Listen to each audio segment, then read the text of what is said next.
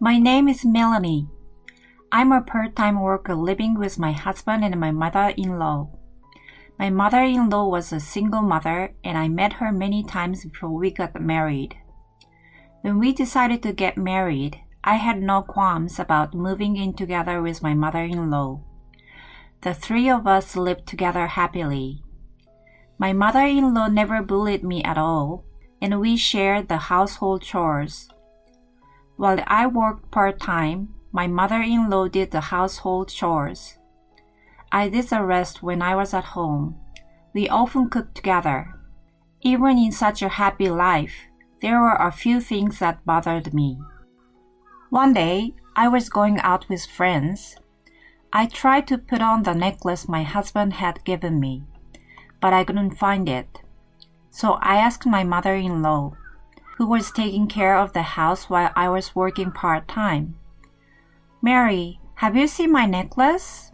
It's heart-shaped one. Tom gave it to me." "A necklace? I haven't seen it. I will look for it later," she said like that. So I thought that I left it somewhere in the house and figured it would turn up eventually. I didn't say anything more to her since then. The next day, I found my necklace under the trash can. I wondered why it was there, but would I have thrown it away by mistake along with something else? I'm so goofy that even I'm appalled by my own goofiness sometimes. At that time, I thought, I will be careful in the future. I didn't pay much attention to it after that. After that, I continued losing things several times, but I was still convinced that it was my fault. Later, I would realize that this was not just my forgetfulness. A little while later, I began to get addicted to apply for sweepstakes. The products up for grabs were gourmet food, travel vouchers, health products, and more. The idea was to fill in the crossword and enter. It is not easy to win, but very occasionally I would win. I was looking forward to having the goods sent to my house. My mother-in-law is starting to wonder about it too. "Melanie, what is that you're doing?" she asked me. "I don't have a good chance to winning, but still, it's interesting, so why don't you try it too?" I recommended to her. "No, it's okay. I will pass. Let me know if you win something good," she said like that. I never thought that at that time. My mother-in-law was planning something like that. After a few entries, I won some health products, and I gave them to my mother-in-law as a present. She was so happy. "I hope you win some more good things like that," she said. And we'd have a nice conversation. I was relieved that she seems to be enjoying the hobby with me. Then one day, to my surprise, a beefsteak stood up, and it was a prime one from an Astor ranking system.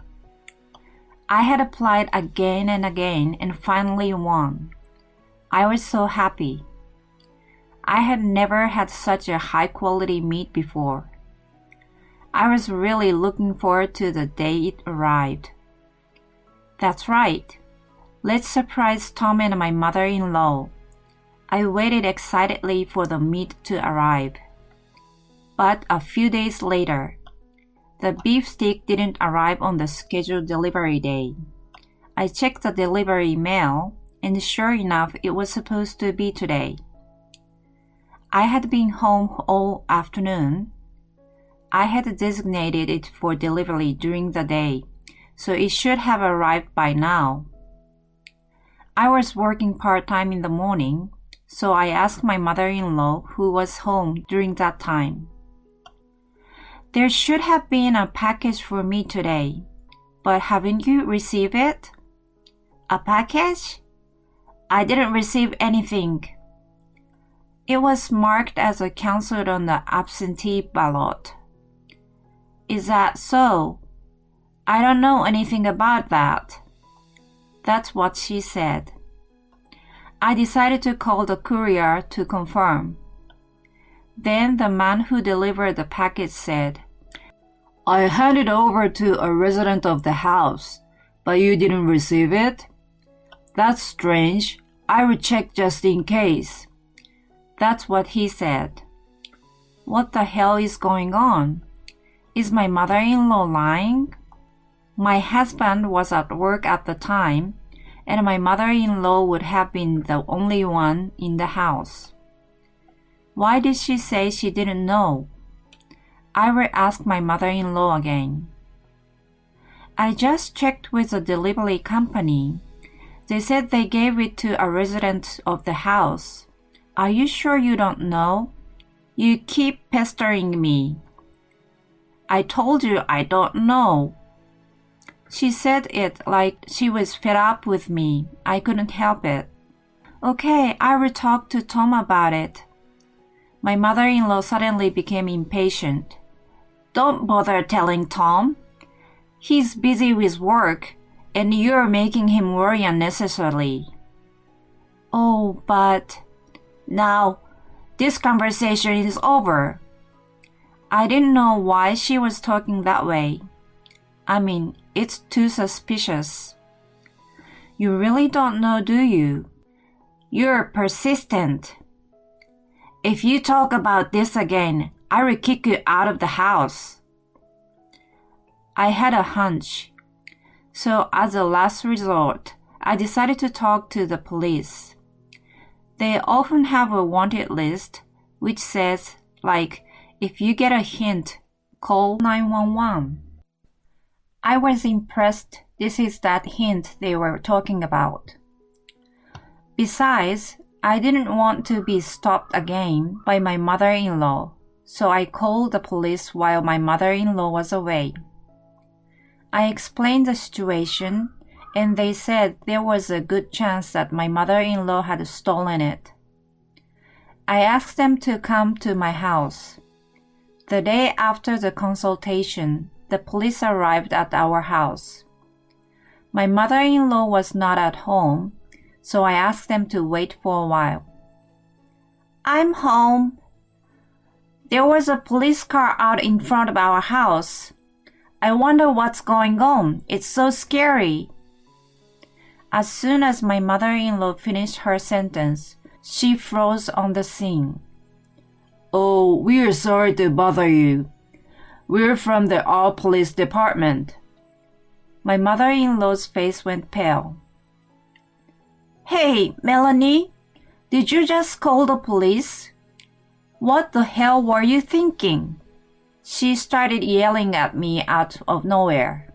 Why are you yelling at me? I was really looking forward to this package that was supposed to come. I've just won a prize. I was going to eat it with everyone. It's embarrassing to make such a big fuss. What if the neighbors start some strange rumors about us? She was very aggressive. But I'd be scared if they were thieves. Then the police officer said, Well, we were just asking you a few questions. You don't have to get so worked up. Or is there something wrong with you? It's not like that. But what is it? There's no need to make such a big fuss over a mere piece of meat. My mother-in-law's words made the place quiet for a moment. Excuse me? What? Get the policeman to leave. How did you know that the meat was in the package? What? The policeman sighed. May I ask what's going on? Then my mother-in-law gritted her teeth and looked down. She thought she couldn't lie anymore. After a few moments of silence, I received it, my mother-in-law said. The police asked her why, and my mother-in-law began to talk in a whispered voice. I have hated Melanie for a long time. I hated her for taking my precious Tom. I couldn't hide my surprise. I had never thought that my mother-in-law hated me. I thought that my husband, my mother-in-law, and I had always lived in harmony and had always gotten along well together. I had no idea that my mother-in-law thought of me this way. She went on to say, when I found out that the beefsteak was on its way, I decided to eat alone with Tom, without Melanie. It was a very expensive meat. I wanted to make Tom happy. She wanted to ostracize me. I was shocked. How could I have not realized how much she hated me? But then I remembered. I had lost a necklace my husband had given me once, and when I later found it under the trash can, I didn't lose it. My mother-in-law threw it away, and all the things I thought I had lost after that, it was all my mother-in-law, and all of them were things that Tom gave me. It all makes sense now. All those times I thought I'd lost something. Was it all your doing? The things I lost. All these things were presents that Tom gave me. Yeah, it's disgusting that Tom gave you all those presents. I was trying to think of a way to get Melanie away from Tom. I finally came up with something good. What? She has been doing that to me from the beginning. I didn't realize it at all. I guess I was the only one who thought we were getting along until now. I thought the officers might be taken aback, but they both looked at my mother-in-law with serious expression on their faces. Then one of the officers said, "May I have a word? I'm just checking. You didn't steal anything else than things that belonged to your daughter-in-law, did you?" "I didn't do that, I'm sure." "Are you sure? It's not good to hide things." "Please, bear with me. I didn't take anything else than my daughter-in-law's things." "I see. That's all right then." My mother-in-law turned blue because the police officer suspected her of more crimes. The other policeman, he looked at me and grinned. "I see. So you punished my mother-in-law a little. So where's the meat now?" Oh, I couldn't hear her voice. "What? Where is it?" I asked back. "I ate it. It's gone." "You ate it?" "I think it weighed about 10 pounds. I thought I was just tasting it, but it was so good I couldn't resist. Besides, it was such a delicious meat. I was so angry when I thought you were going to eat it with Tom that I ate it alone." This stunned me, and also the police officer were taken aback. I wanted to say I was going to eat it with you and Tom, 3 of us, but I got too tired to say that. I felt like I'd had enough. I told the officer that I would talk it over with my husband. "I understand. You must feel burdened. I'm glad it wasn't a burglar or a thief." Then the police officer left. I need to talk to my husband first. I called him and told him what was going on. "I'm sorry for my mother's wrongdoings." "I'm really sorry." He apologized and came home early that day.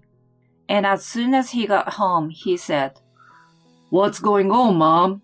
What are you doing?" He immediately confronted my mother-in-law. My mother-in-law was half crying. "No, listen, Tom. No, this is..." She tried to make excuses, but my husband won't even listen. What excuse are you trying to make? Do you even know what you have done? I mean, you even had the police come to the house. Guess that means you wouldn't have confessed your crime unless Melanie called the police. I calmed my husband down for once. We were now alone in the house, just the three of us, and silence fell. At last, the feeling of anticipation was gone, and only a gloomy feeling remained. I broke the silence. You didn't love me at all, right? I loved you, and I was very happy that you treated me so well. I'm so sorry that this happened. Mom, did you do this because you didn't like Melanie? Why? The three of us have been getting along so well together, haven't we? My mother-in-law answered with a depressed look on her face. I have raised Tom all by myself. He's my only son, my precious son, and we've lived together all our lives. After you got married, Melanie became his first priority. We could live together again, but I didn't like having Melanie around. I've harassed her a few times now, but she never even noticed. I didn't like it either. How selfish. I was too dumbfounded to say anything. I looked at my husband, who was equally disgusted as me. What are you talking about? That doesn't mean you can throw away or steal Melanie's things. Besides, you should be thankful you escaped arrest. Yes, I told my husband about the necklace earlier.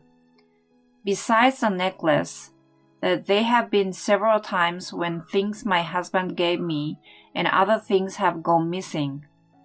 And also told him that after a while, those items have come out of the trash. I can't live with my mother who did this to Melanie anymore. As soon as my husband said that, my mother-in-law started crying. I'm sorry. I'm sorry for everything I've done to Melanie. I will apologize to her. So don't be like that, Tom. My husband didn't change his firm expression. I can't forgive you either. I was so shocked to learn what you truly thought and felt. I understand your feeling for Tom, but I don't think it's right to do something like that. Melanie feels like that, and we will leave this house. And Mom, you will pay for the meat. My mother-in-law broke down crying at those words. Sometime later, we found a new house to live in. We moved out. My mother-in-law said she wanted to live with us until the end, and that she didn't want to be alone, but we didn't change our mind. It was all my mother-in-law's own fault. Now I'm going to start living alone with my husband again. Melanie, I'm so sorry about what happened. I can't believe my mother would do something like that. I'm sorry I didn't realize. He apologized, and I said, You don't need to apologize, Tom. Thank you for believing in me and protecting me. I thanked him. And a few days later, my mother-in-law brought a package of beefsteak. My husband and I ate it together. It was so delicious that it melted in your mouth. I tried to give it to my mother-in-law too, but she must have learned her lesson this time. She asked me to eat it alone with Tom, so I could eat as much as I wanted without worrying about it. I don't think I will be able to eat this high-quality meat again anytime soon. I had a bad experience, but I was able to forget about it when I was eating it. My husband also enjoyed the meat and said it was delicious. I felt happy to see that.